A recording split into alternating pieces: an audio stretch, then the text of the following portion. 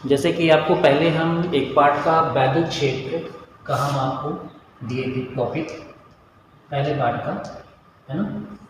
तो पहले पार्ट का दिए थे, आज हम आपको दे रहे हैं गॉस प्रमेय का टॉपिक। तो गॉस प्रमेय के टॉपिक में आपको ये ध्यान रखना होगा कि गॉस प्रमेय के टॉपिक हम क्या क्या पढ़ लें और क्या क्या हम सीख लें कि आपको आसानी से आ जाए। तो इसमें एक चीज़ आपको जानना होगा कि वैद्युत फ्लक्स, सबसे पहला टॉपिक इसका वैद्युत फ्लक्स का है। उसको हम दिखाते हैं पाई ई से, और पाई ई बराबर होता है ई डॉट डेल्टा ई। ठीक है, ये होता है ए डॉट डेल्टा ए। इसको हम अगर अधिक रूप में देखेंगे ए डेल्टा ए कॉस थीटा। सबसे पहले यही जानना है। तो जैसे देखिए वैद्युत फ्लक्स है क्या? वैद्युत फ्लक्स है किसी एकांक पृष्ठ क्षेत्रफल के लंबवत गुजरने वाले समस्त वैद्युत बल रेखाओं की संख्या को हम क्या कहते हैं? वैद्युत फ्लक्स कहते हैं। उसके लिए ये आपका सूत्र हो जाएगा। और अगर आप मात्रक लेना चाहेंगे, वैद्युत फ्लक्स का मात्रक अगर सेट करना चाहेंगे, बताना चाहेंगे, तो ई के लिए न्यूटन प्रति कूलम मीटर स्क्वायर, यानी आप कह सकते हैं न्यूटन मीटर स्क्वायर प्रति कूलम। अब अगर बीमा लेना चाहेंगे तो इसके लिए M L T minus two L two, और इसके लिए टी ए। तो ये हो जाएगा आपका M L three T minus three और ए माइनस वन। ये आपकी बीमा हो जाएगी। राशि के नाम पे ये अदिश राशि बोली जाती है। ये आपका वैद्युत फ्लक्स है। तो वैद्युत फ्लक्स आपका क्लियर हुआ। उसके बाद आता है गॉस प्रमेय। उसके बाद का टॉपिक होगा आपका गॉस प्रमेय। ठीक है, तो गॉस प्रमेय में आपको क्या करना होगा वो आप देख लीजिए। या गॉस प्रमेय कैसे हम करते हैं? तो गॉस प्रमेय की परिभाषा जो होगी, गॉस प्रमेय,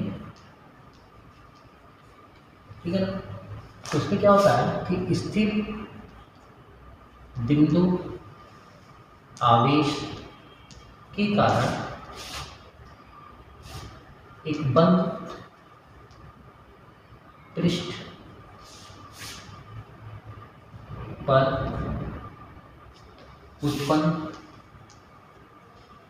कुल वैद्युत फ्लक्स की मात्रा, कुल वैद्युत फ्लक्स की मात्रा यानी फाई ई, उपस्थित आवेश क्यू की 1/F70 गुना होता है। इसे गॉस प्रमेय कहते हैं। ये ठीक है।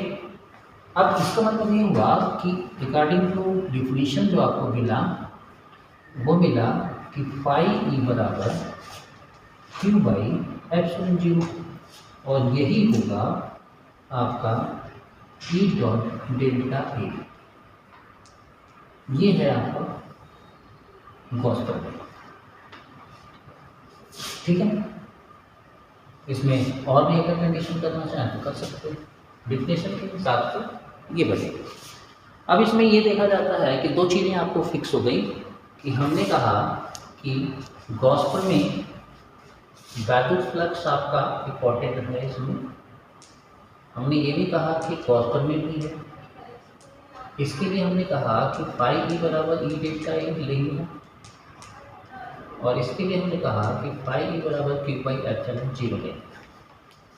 उसके बाद आता है कि गॉस प्रमेय का अनुप्रयोग क्या है। तो गॉस प्रमेय का जो अनुप्रयोग है उसके दो प्रूफ बनते हैं। जैसे गॉस प्रमेय का अनुप्रयोग। इसके लिए आपके पास एक होगा किसी आवेशित चालक, आवेशित, अब चालक में लंबे चालक को कह सकते हैं, चालक की निकट वैद्युत क्षेत्र तीव्रता। ठीक है, इसके लिए सूत्र होता है E बराबर 1/2πε0 λ/r, या हम ये भी कह सकते हैं कि 1/4πε0 2 λ/r। ये सूत्र, इसका प्रूफ आपको पेपर में आता है। उसके बाद एक और होता है दूसरा वाला कि किसी आवेशित क्षेत्रफलीय पृष्ठ के निकट वैद्युत क्षेत्र तीव्रता, एक ये होता है। तो इसमें आपको ये होता है कि E बराबर σ2ε0, ये आपकी थ्योरी है। अब इसमें जो सिग्मा होता है वो Q/A 2ε0 लिख सकते हैं। ठीक है, इसमें जो सिग्मा है इसको कहते हैं आवेश पृष्ठ घनत्व, ये आता है। इसमें जो लैम्डा था उसको कहते थे रेखीय आवेश घनत्व। इस रेखीय आवेश घनत्व का जो मात्रक था वो था कूलाम प्रति मीटर, लेकिन इसका जो मात्रक आएगा ये आएगा कूलाम प्रति मीटर स्क्वायर। ये दो थ्योरियाँ हो गई आपकी। उसके बाद इसी पाठ में है कि चालक गोली आवेशित कोश के कारण वैद्युत क्षेत्र तीव्रता, इसका भी प्रूफ आता है आपको गॉस प्रमेय के आधार पर। इसके बारे में थोड़ा हम लोग देखते हैं कि इसमें क्या होता है। जैसे कि अगर कोई गोली आवेश को हम ऐसे गोल बनाएं, उसको हम आवेशन कर दें तो ये आवेश उसके पृष्ठ तक आ जाता है, और इसका रेडियस अगर हम r दें, ठीक है, तो इससे आपके ये बिंदु अगर हम सेट करते हैं तो यहाँ से अगर r दूरी हम यहाँ लेते हैं तो इसके कारण यहाँ का वैद्युत क्षेत्र जो होता है 1/4πε0 Q/r²। अगर हम इस बिंदु पर वैद्युत क्षेत्र लें तो इसके लिए होता है 1/4πε0 Q/r²।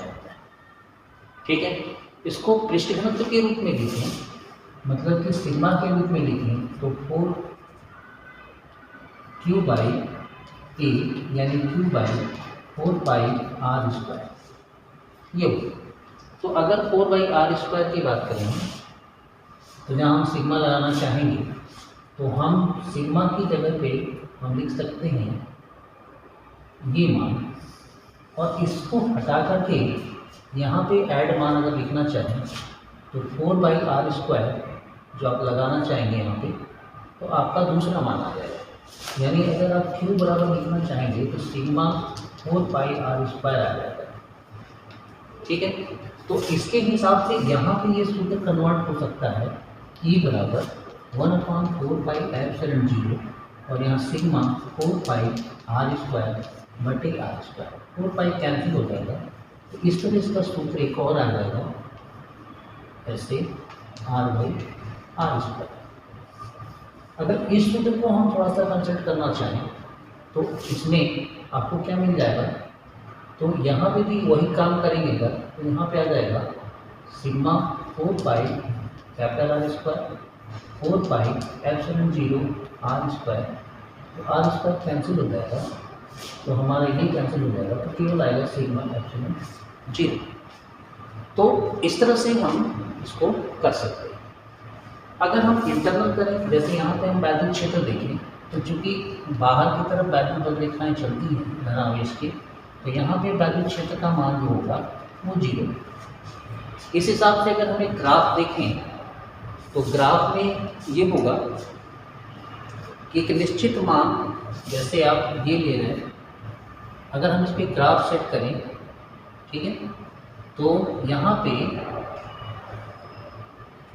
ग्राफ में आपका मान ऐसे उतरेगा। वैद्युत क्षेत्र आपका पृष्ठ पे मैक्सिमम हो जाएगा, यानी आर पे आपका मैक्सिमम हो जाएगा उस समय, और उसके बाद जैसे जैसे दूरी बढ़ेगी वैद्युत क्षेत्र आपका घटता रहेगा।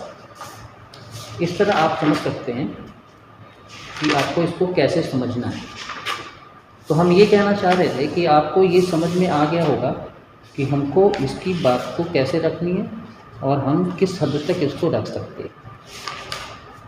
तो गॉस प्रमेय में ये सब चीज़ें आपकी इम्पोर्टेंट है।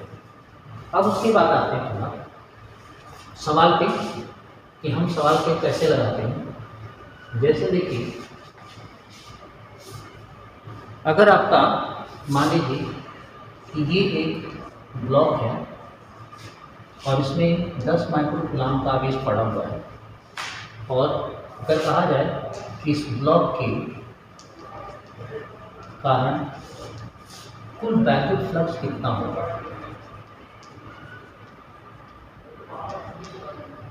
फ्लक्स कितना होगा ये बोला, और इसी के लिए ये बोला जाए कि एक पृष्ठ पर फ्लक्स कितना होगा, एक पृष्ठ पर कितना फ्लक्स होगा, वैद्युत फ्लक्स होगा। दो सवाल बने आपके, तो ध्यान से समझिएगा। अब देखिए, ब्लॉक अगर बंद है तो इसमें गॉस प्रमेय लगेगा, और गॉस प्रमेय अगर लगेगा तो पूरा फ्लक्स किसी बंद पृष्ठ के कारण जो फ्लक्स होता है वो गॉस प्रमेय से लगाया जाता है। तो ये आपका सूत्र बनेगा Q बाई एप्सिलॉन 0। Q का मान हो गया 10 × 10 की घात 6, और इसका मान होता है 886 × 10 की घात 12। ये एप्सिलॉन 0 का मान है। अगर हम ये बात करेंगे तो यहाँ पे 1000 आ जाएगा, 886 आ जाएगा, और पूरे 10 की घात इसमें से घट के आएगा 6 आ जाएगा, यानी फ्लक्स आपका हो जाएगा 1 देख लीजिए, एक अंक कम से कम और ले जाते हैं, तो 886 ये हो जाएगा 411, तो ये हो जाएगा आपका 1.0, यानी फिर एक बार 10 की घात 6, ये प्लस हो जाएगा न्यूटन मीटर स्क्वायर प्रति लाख। अब ये देखा जाए कि अगर ये वाले सवाल के लिए बात करें कि एक पृष्ठ पर कितना फ्लक्स होगा, तो एक घन में 6 पृष्ठ होते हैं, तो पूरी जो फ्लक्स है, पूरे फ्लक्स का 6वां भाग अगर हम ले लेंगे तो ये आंसर देगा। तो जैसे 1.1 × 10⁻⁻6 और बटे 6, यानी हम कह सकते हैं 0.1, 0.1, ये हो जाएगा 1.06888, यानी इतना फ्लक्स आपका एक पृष्ठ पर बनेगा। ये आपको समझ में आ गया।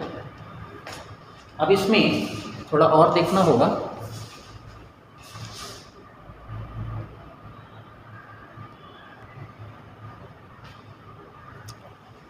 अब अगर हम मान लीजिए कि एक और सवाल को देखें जो बहुत ज़्यादा पूछा जाता है, तो जिसमें ये होगा,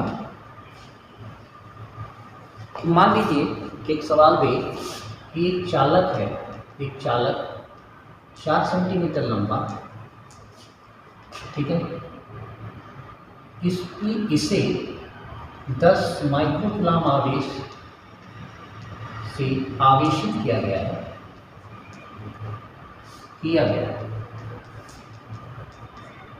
है ना। 4 माइक्रो आवेशित किया गया है। इस चालक के निकट 5 सेंटीमीटर की दूरी पर 5 सेंटीमीटर की दूरी पर वैद्युत क्षेत्र कितना उत्पन्न होगा। यदि यहाँ पर 3 माइक्रोकूलम का आवेश रखा है तो आवेश पर कितना बल लगेगा।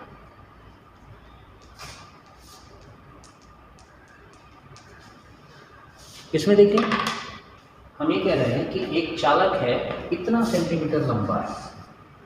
कहने का मतलब ये है कि ये चालक है आपका, ठीक है, और ये लंबाई इसकी 4 सेंटीमीटर की है और इस पर इतना कूलम का आवेश है, यानी ये मान Q है और ये मान L है, ठीक है। और इसके निकट 4 से 5 सेंटीमीटर की दूरी पर यानी ये R है। आपको बताना है कि कितना वैद्युत क्षेत्र उत्पन्न होगा, यानी E आपको निकालना है इसमें। तो किसी चालक के कारण होता है 4 pi epsilon 0 2 lambda by R। यहाँ पे 9 × 10⁻9 होगा। 2 लैम्डा को कहते हैं Q by L into R। ये हो जाएगा आपका 18 × 10⁻9। Q का मान आप रख दीजिए, दोनों पंक्ति गुणा कर दिए। Q का मान है 10 माइक्रोकूलम, 10 × 10⁻6। और ये हो गया आपका R 5 सेंटीमीटर, ये रख लीजिए मीटर में, और एक आपका बचा L 4 सेंटीमीटर। इसी को हल करना, तो इसको हल करते हैं तो देखिए यहाँ से ही कट के यहाँ केवल -2 बचेगा। 5 × 10 हो गया, 18 × 36 हो गया, है ना। ये कितना हो गया 36 गुणे, यहाँ देखिए 18 × 36, और इसमें 2 बचा हुआ था कि कट के कितना आ जाएगा 7, और नीचे है 4, नीचे 4 आपका दिख रहा होगा ये भी। तो 4 × 36 ये हो गया, यानी सब मिलाकर के आपको हो गया